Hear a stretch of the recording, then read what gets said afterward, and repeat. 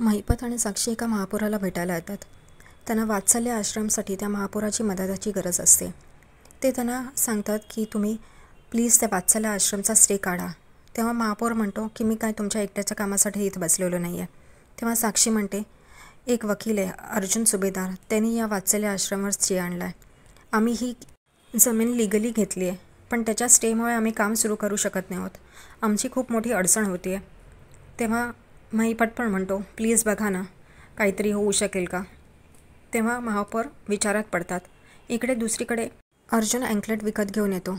तो चैतन्याला म्हणतो सगळेजण गेले का. त्या चैतन्य म्हणतो बहुतेक कोणी दिसत नाही आहे, म्हणजे गेलेच असावेत. तेवढ्यात प्रिया अर्जुनला हाक मारते.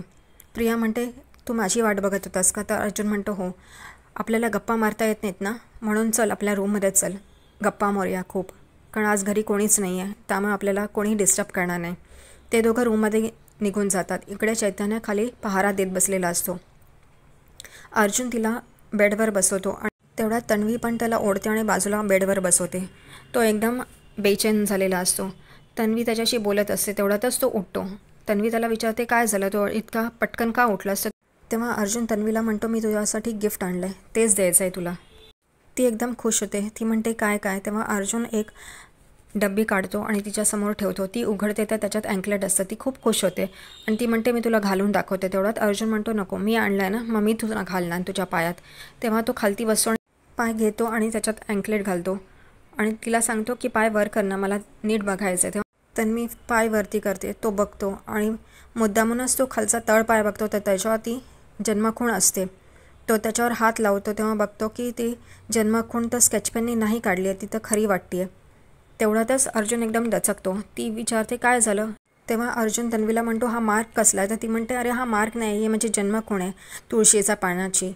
तेव्हा तो म्हणतो तू जन्मखूण. तर ती म्हणते हो, अरे त्या दिवशी आपण ट्रूथ आणि डेअर खेळत होतो तेव्हा मी विसरले सांगायला की माझ्या पायावर जन्मखूण होती. तेच बघून बाबांनी मला त्यांची मुलगी आहे हे ओळखलं.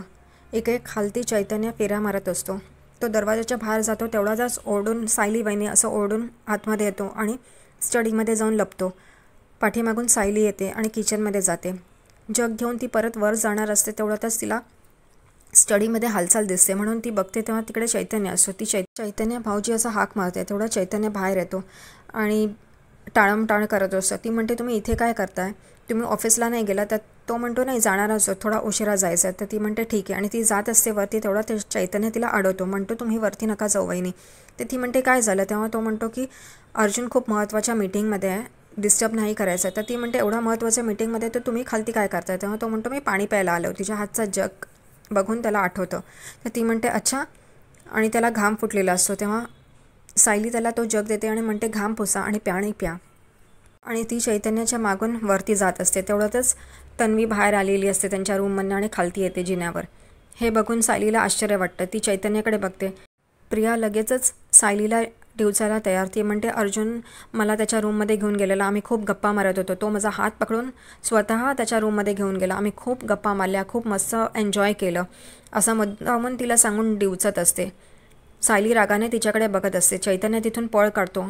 नंतर प्रियाही तिथून निघून जाते. सायली रागारागाने त्यांच्या रूममध्ये जाते. दरवाजा लावते जोरात. तेवढ्यात अर्जुन बघतो. सायली त्याला प्रश्नांनी हैराण करून सोडते की सायली अर्जुनला म्हणते प्रिया आपल्या रूममध्ये काय करत होती. मी दरवेळेला तुम्हाला सांगितलं की तुमची दिनचर्या लिहून ठेवा. इथे या डायरीमध्ये काही लिहिलेलं नाही इतके दिवसापासून, आणि ही इथे काय करत होती, मला काय सांगायचं नाही आहे, माझ्यापासून लपून काय चाललं आहे. तेवढ्यात एवढे सगळे प्रश्न विचारत असते आणि त्याला अर्जुनला बोलायलाच वेळ देत नसते. तेवढ्यात अर्जुन तिचं तोंड दाबतो आणि म्हणतो मला बोलू तर द्या. अर्जुन तिला सांगतो की मी तुम्हाला सांगितल्याप्रमाणे की तन्वी ही खोटी आहे, त्याबद्दलचे पुरावे मी शोधायचे बंद केले, हे खोटं बोललो होतो. मी अजूनही ते पुरावे शोधत होतो. तर लगेच सायली म्हणते मग मिळालेत का पुरावे. तर तो म्हणतो पुरावे मिळालेत, पण ते खरे आहेत, हीच खरी तन्वी आहे, ह्याचे पुरावे मिळालेत.